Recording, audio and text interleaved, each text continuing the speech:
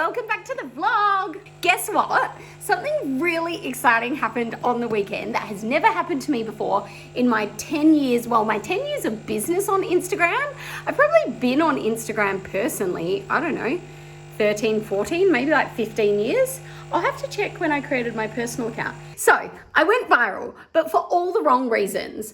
And as someone who has been teaching how to build viral content on Instagram, it just doesn't make sense to me. And I'm going to break down all the reasons why I should not have gone viral with this post. The post is now up to, I think, 147,000 views. So solidly viral. ChatGPT describes viral as, I think it was 200 to 250K views, but it's viral for me. Like, I've never ever had more than probably 20,000 views on a post, which is also proof that you don't need to go viral to build a successful business using Instagram, but it's still cool when you do. It was wild. We were in Split, and when we were driving back from Split, so it's about an hour and a half drive back from Split, it went up 9,000 views, which is just crazy, and like hundreds of new followers, which if you're one of those and now you're watching the channel, hi, welcome to my world. Anyway, I'm gonna break it all down for you, why it shouldn't have gone viral, how you're meant to make content go viral. I'll tell you soon.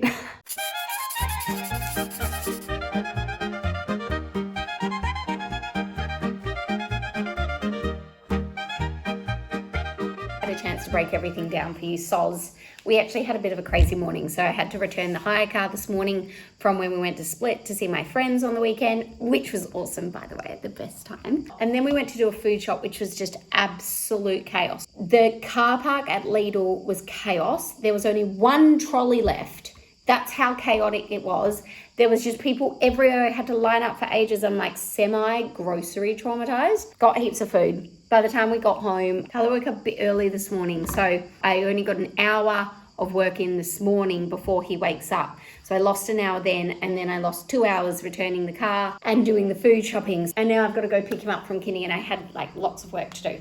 So I've got a big week this week. I've got back-to-back one-on-one clients all week, which is awesome, and I am excited for, but I really had to work on their lesson plans today. And now I've got to pick up Carlos. So we'll talk about the viral post shortly. Update, it's so hot today. I think today is the hottest it's been. But while it's scorching temperatures, we are going to look at a piece of land. Land update. We still don't have any land, It's a piece of my father's land that we sort of found. Just discovered a couple of hours ago. He inherited it and it was sort of lost and I found it. That's actually what happened. And now we're going to go have a look to see if I can just build it legally. And build a house on it. Wow. So this could be it. This is the spotty.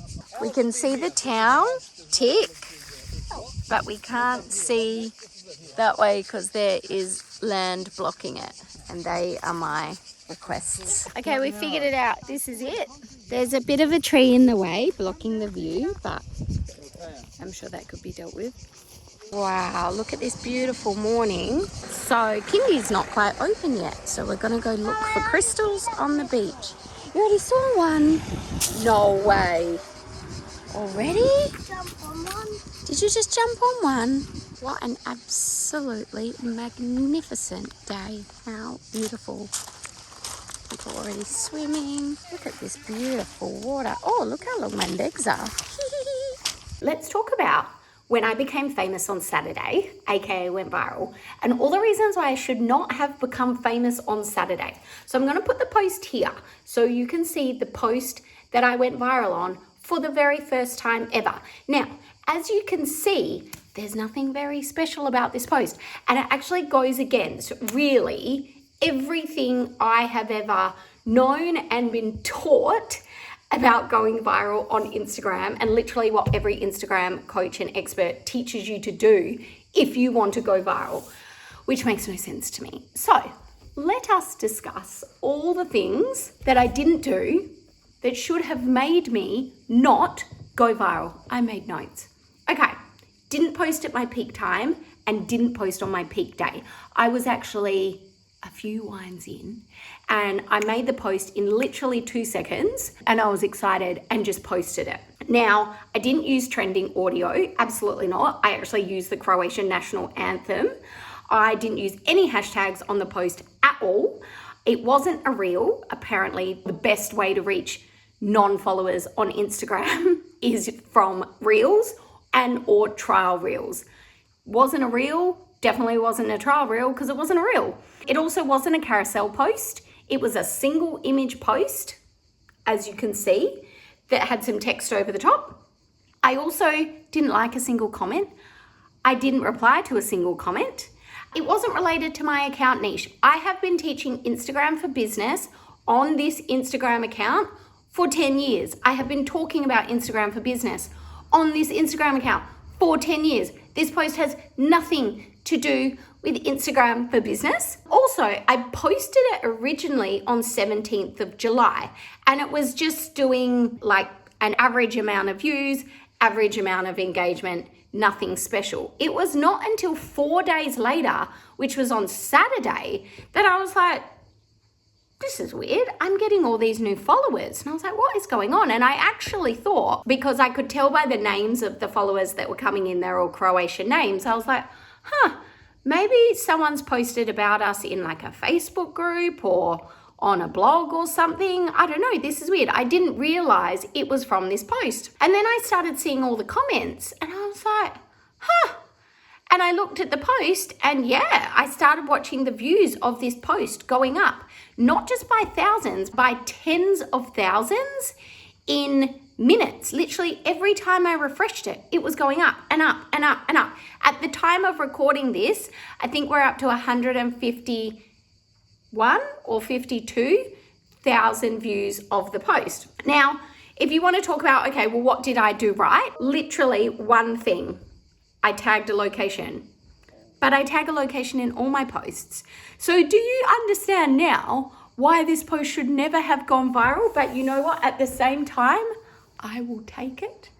I will take the virality. It may be my one and only viral post in my life, but I will take it. I literally live this life because of Instagram. But it is very confusing because it's also what Instagram teaches you to go viral and all their tips and tricks to go viral. All right, so something really exciting is happening today. And I know I've been saying this a million times, but I promise it's actually really happening today. I actually just wrote the script and went to record the very first lesson in the very first module for Followers to Fortunes Academy. But then I realized I actually want to change the module slides a little bit. So my assistant is now updating the slides and then I will start recording the modules for the Academy, which has been literally like months in the making. Anyway, better late than never. All right, Caroline is live editing the slides because we're having another little play around with them to make them look a little bit different. Ooh, yes, I like this, I like it. Just picked up Carlo and we're gonna go for a swim because it is outrageously hot. I swear the only thing to do right now is go for a swim. Berries in my Prosecco. What should we cheers to today? Cheers to the last episode getting 324 views in 2 days. Cheers, Dan. And my post going viral for no reason. I'm still trying to get a haircut and I swear every time I come to this hairdresser it's shut. So no haircut for me today. I don't say this lightly, but chickens are so stupid. So Dom opened the door, let them all out, and there's always this one that just can't figure it out. Like comes and scratches here and kicks here and just can't figure out to just use the door. Honestly, hey, you, come here. Come on. Come hang out with all your chicken friends. Baby darling, are you thinking the chickens look like dinner? She was so funny. Oh, got some eggs. Say bye to your eggs, girls. Remember when I said Carlo was getting really upset every time I took him to kindy? I don't know why, but he's over that now. So that is so good. And he just literally ran in like excited to see the kids and what they were playing with. So that is such a big relief because I know he's fine.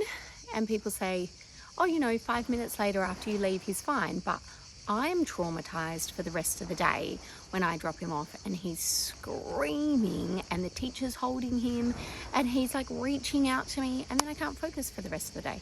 So it's actually It's so much better now this way. And now I have coaching clients today. I was meant to have one yesterday, but she actually ended up in hospital. So I hope she's okay. So I'll take you behind the scenes a little bit of that. Hi, you look really pretty today. How are you feeling about everything? The first one, it's obvious it's a masterclass because it's right in the middle and that live masterclass really stands out. I look at you and I'm like, it's my dream to have a daughter that is as focused and onto it as you are at your age. But I feel that constantly too. I should be doing more. I should be doing better. Like, I don't know where that comes from. I swear I have this conversation with everyone that's in Australia at this time of year, just because people are down. Like, the weather sucks. They're probably not working out as much as they used to, or not at all. Their kids are going crazy because there's nothing to do outside. And everyone's mood is like, ugh, how are you feeling mindset-wise in terms of that? Have you kind of gotten control of your consumption of content?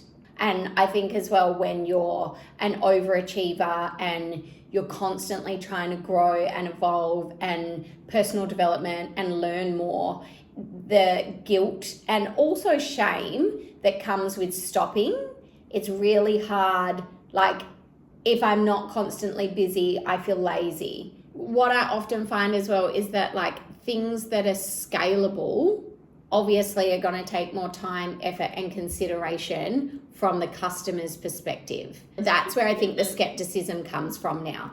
People have been burnt by courses, been burnt by memberships, been burnt by so many programs and coaches, and they'll try things once, but it's harder to get people locked into things now because they want freedom. They've realized their business doesn't give them freedom. And I think COVID was such a big wake-up call for so many people of realizing things that they want in their life. Because with Followers to Fortunes, I wanted to make sure that all the icons on the slide represented what fortunes. And I had so many responses to that story. And most people said, like, freedom to travel, freedom to do what I want. That's different. They didn't used to be like that. Everything used to be like fancy car, fancy handbag, nice house. People were like not so fussed about travel, but then you lock people down for 2 or 3 years, and especially people in retail who then, you know, couldn't operate, couldn't work online, and they watched these coaches and these people with courses just go up and up and up, and were like, I want that. I have all my fancy bags and my fancy car and my fancy house, but I can't just drop everything and go overseas. I think that's been such a big mindset shift, but has also brought a lot of people who don't really know what they're doing, proclaiming their expertise on things that they absolutely have no expertise on whatsoever. I always believe, like, if you can, you know, lead with your heart and lead with your soul, you will attract the right people who also get and respect that way of teaching versus the icky, salesy way. Well, I don't feel front and center anymore because I'm so far removed from it. It's so good being over here because in Perth, also because I'm such a people pleaser, I found it really hard to say no to people if they were like, oh, do you want to have a coffee catch up? And I'd be like, okay.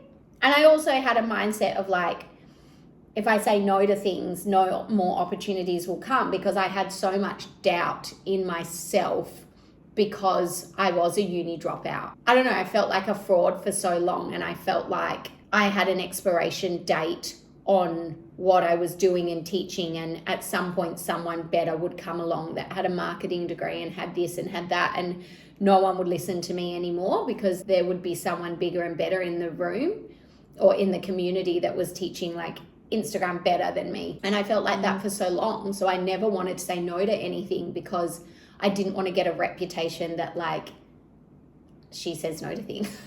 Do you know? It took me a really long time, and I guess it came from when I started working with the bigger brands that I was like, I must be the best option.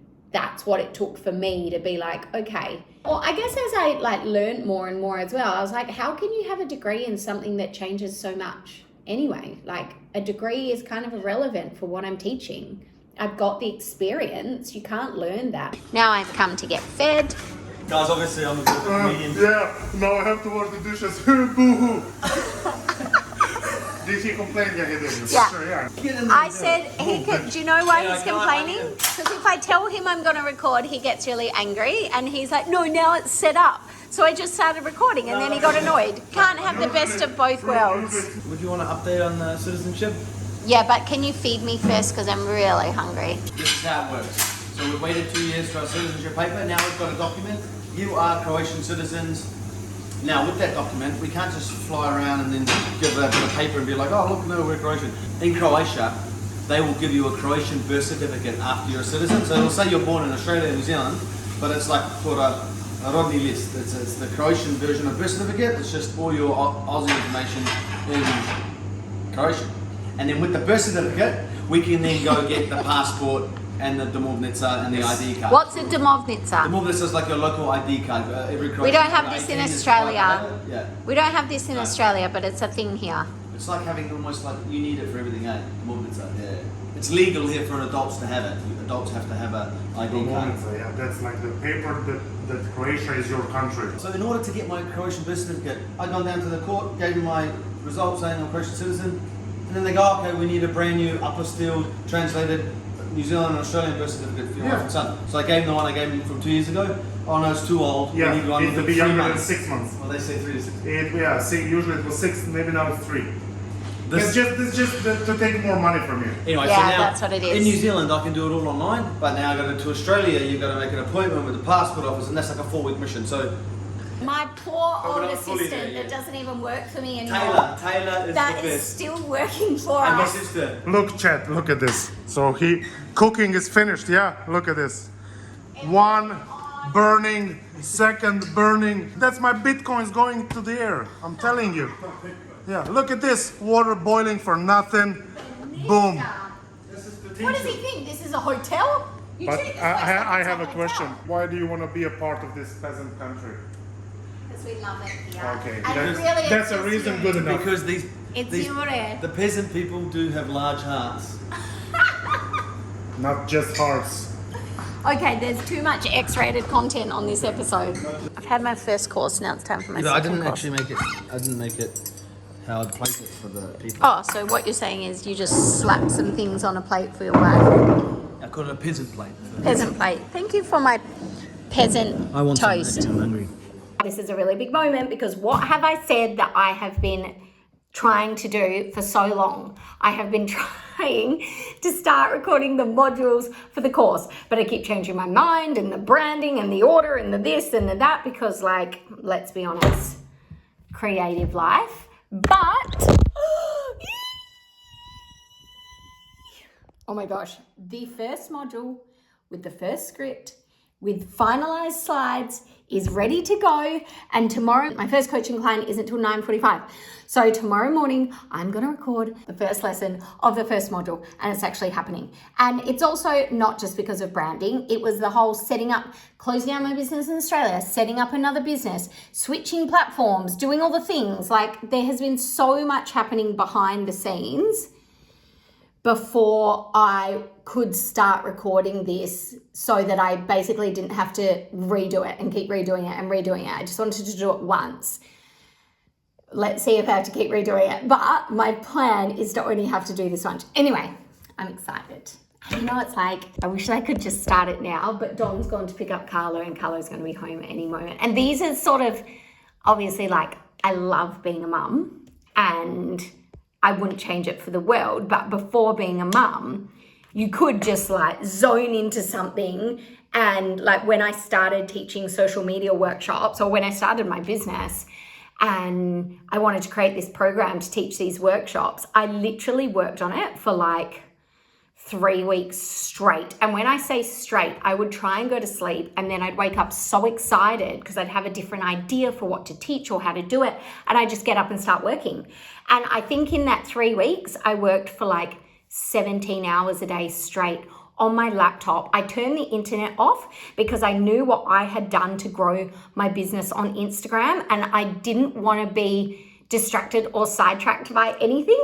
So I wrote it out on a Word document and just like focused and rewrote it. And something that was really important to me as well was implementation, because I knew it had to be easy for the business owners coming to learn how to do it, to walk away and implement it, to get them to do it so that they would see the results, so that the word would spread. And that was something that I really, really focused on. How can I make this easier, and revised it.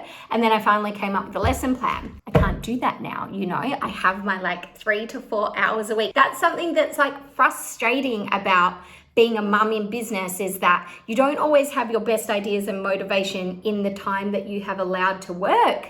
There's this weird pull then, because it's like, I want to be with my family, and this is everything I built the business for, to be with my family, but I really want to work on this thing right now and I can't. If you feel it, I feel it too, and it just kind of is what it is, and it's why, you know, things take longer. Okay, I could bring Carlo home now and put him in front of a screen and just work on this all day, but is that fair to him? No.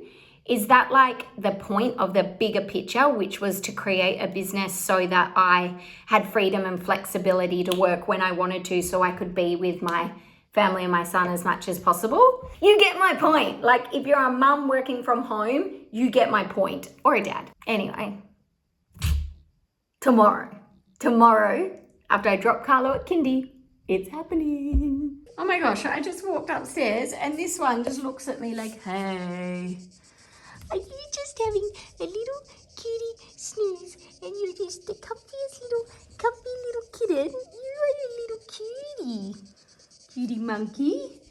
Look at this day. And you would not believe what Dom's doing. So if you've ever wondered how sanitation works in Croatia, this next clip's for you. If you're grossed out by poop, then I recommend you pause the video or fast forward the next couple of clips. What are we doing here, gentlemen? Oh, Mark's about to ride away on his broomstick. This is called the septic tank that's been put in here when we first built the house. It's a big tank, and where all your poos settled. No, you can't. When my beautiful wife releases her daffodils into the bathroom, they actually don't flow out to the ocean like most of you folk back in your old first world villages. I mean, towns and cities. Here in the village, They're captivated. here in the village, we collect it and it leaches into the garden. And it's beautiful. Nice. But when you put things in there like baby wipes and things like that, it gets blocked and you got to suck it out every few years. And bada bing, bada boom, that's what we're doing. So they are currently digging out the lid for the septic tank, So we can suck it out with a truck. so that a truck can come and suck all the poo out. Just like a vacuum cleaner. Just like a vacuum cleaner. Nice. 10 years worth of And the good thing is it doesn't smell much. scratch and sniff episode. We're going to open it up right now. So what have we got to do with the poo now? Carlo painted Dom, so he's having a tribal moment. We just got to get a pump truck to come in with the hose and he sucks it all out. I think no matter what, if you've got toilet paper going down a leach system, over time maybe it can block up where it leaches out and it's better to get it pumped out. But this hasn't been touched for like 15 years, so it's probably due course. Yeah, I was like, someone would probably pay a lot of money for that poo, especially now that have gone viral. That's like viral poo. Yeah, it's viral with infected Viral waste. diseases. I was like, we should put it online Only viral in this and house see if is we can bacterial sell viral it. infection. Anyway, so that was something we didn't really see in our to do this week. Look at this absolutely stunning morning. Isn't it beautiful, buddy? Cheers. Cheers to Thursday. Dom's other uncle arrived last night from New Zealand and his wife will be arriving soon, and one of his kids with her wife and their 2 kids, who are more of Carlo's cousins, will be arriving in about 2 weeks. So it's a very Valinovich summer this summer. And Carlo's got so many people to play with, don't you, buddy? If you're cold, let's go back inside. Hello. All right, dropped Carlo at kindy, went for a walk along the beach first because it was too early. At least now it's warm enough that at like 6:30, 7 o'clock, we can go for a walk along the beach. Not when he was going through that weird, like, waking up at 4:30 thing. That was weird. And it was also way too cold to go outside. So this morning, I actually have come to the hotel because my coaching client didn't book her session till 9:45. So my coaching clients can book from Tuesday, Wednesday, Thursday from 9 a.m. to 12 my time, because that's when Carlo's at kindy. They don't have like a session locked in each week unless they want to. They can just book whenever they want to, which makes it fresh and exciting for me because every week looks a little bit different and they're all working on different things. And so it's like, oh, what are we working on this week? Or what are we working on today? Anyway, that's fun. But my coaching client this morning, so she is on track to her first $1 million year. And I want to break that down and explain what $1 million year can look like and kind of should look like if that's something that you're aiming for. Basically, $1 million year means your business has generated $1 million in revenue. So that works out to be basically 80K consistent months or above, or breaking that down to like 20K weeks. Now, when I'm dealing with high volumes of sales, I like to look at weeks. And also when I'm dealing with high volumes of content, I like to look at weeks. Because, for example, if you're only looking at months, if you have like a spike in sales and you're looking at and recording month by month, if you're posting daily, every second day, which I generally find the businesses that are making those kind of targets are posting a lot more. If you have a spike in sales and you're only looking at the month, it can be harder to track what you did that meant that spike in sales. Whereas if we're looking at the week, it's easier to pinpoint, oh, okay, it's that piece of content or it's that post or whatever we did there. That's something we need to do more of because it is increasing our sales. And then something that I think is really important as well to discuss is, of that $1 million, A, are you paying yourself? B, are you paying your GST if your business is in Australia? C, are you paying your wages, tax? And are you paying your superannuation? Because it's all well and good to say you're making $1 million, but be behind on your taxes, be behind on super, not be paying yourself. I know plenty of business owners that have $1 million businesses and yet can't afford to pay themselves a regular wage. So that's something to keep in mind. So this client specifically, she's a couple of hundred off that $1 million. I think about 300,000 in profit, plus paying herself a wage, and she is on top of her taxes, her GST, and her superannuation. So that's really cool, and that's something that I'm really proud of. And most of it, actually, which is just phenomenal, has been done without a digital strategy. So it is a digital offer, which means it's an online offer.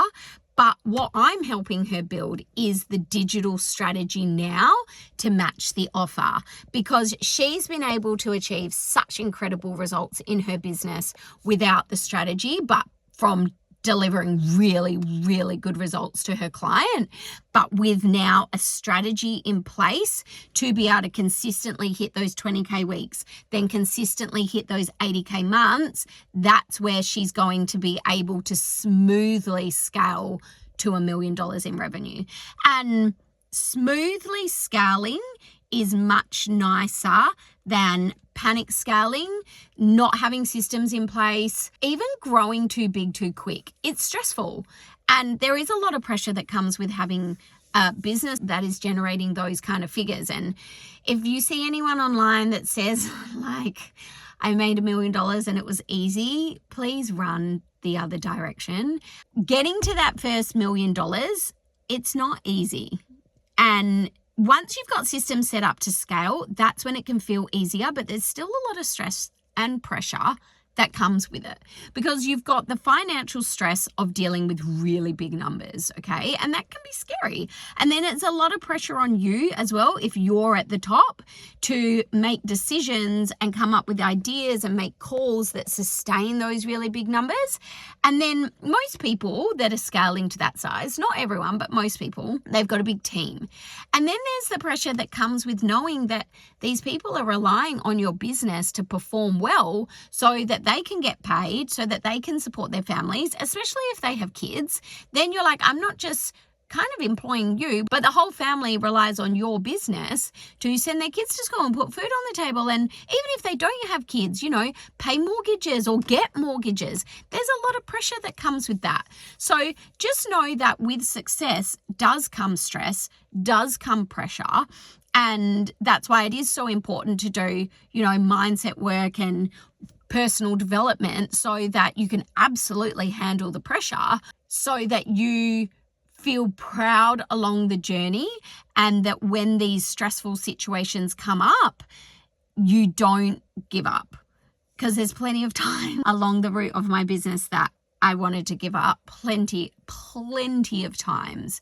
And the more you overcome, the less stressful smaller things become, because then bigger things appear and you just kind of get used to dealing with it, I guess. And then something huge will happen and you don't react in the same way that you used to.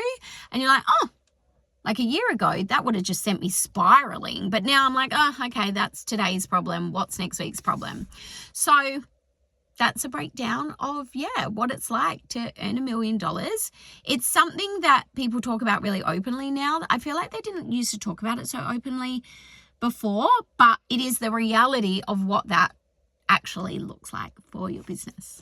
Look at this, best coffee in Europe, beautiful view, and beautiful little husband in those doors. So I won't show you what these actually are, but this is the checklist that I make for my clients after every single session, so that they've got really, really clear next steps of what they need to do. And then they simply just tick it off, and then we work on the next session. That's essentially their action plan for their strategy. I'm excited. You've done a lot on the plan.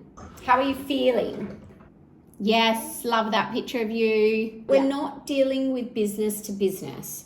So we don't want to overload them with info. You don't need testimonials and all that on these, because these are just get them to sign up for the free thing as simply as possible, as quickly as possible. That's why this process is so important, so that they can get to know, like, and trust you essentially with this free content before they go into the program. And this is what's going to increase your conversion. Split testing is essentially when you run 2 campaigns that are slightly different and see essentially which ones get better conversion. I was really thinking a lot after our last session about what you have been able to achieve in your business so far without actually having this funnel in place. This is your scaling opportunity. Send them to me once they're ready, and then I can actually have a look through and read through them.